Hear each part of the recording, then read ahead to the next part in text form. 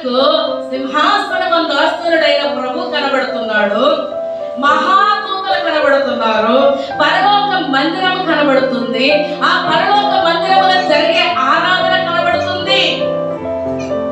ఇంకా చూస్తే ఈ భక్తుడికి ఏం కనబడుతుంది ఈ యొక్క అధ్యాయంలో అంటే దేవుని సన్నిధిలో మహాపరిశుద్ధత కనబడుతుంది. హల్లెలూయా.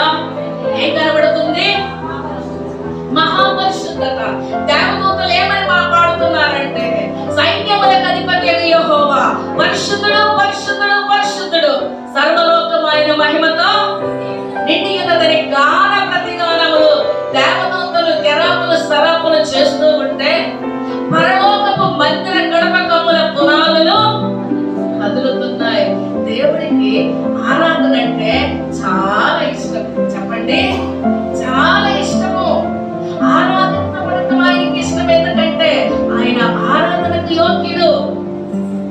ఆరాధనకు యోగ్యుడైన దేవుణ్ణి పరలోక దూతలు స్తుతిస్తూ ఉంటే, ఆ మహిమలో ఉన్న ప్రభువుని యెషయా కనులారా చూస్తున్నాడు.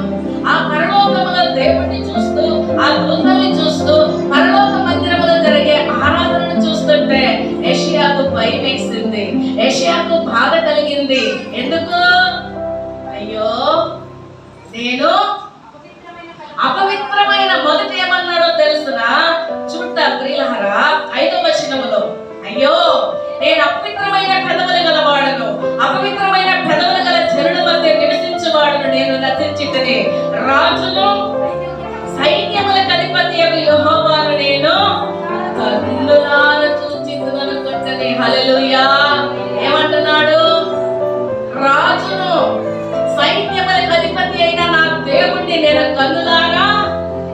ఎంత గొప్ప ప్రత్యక్షత!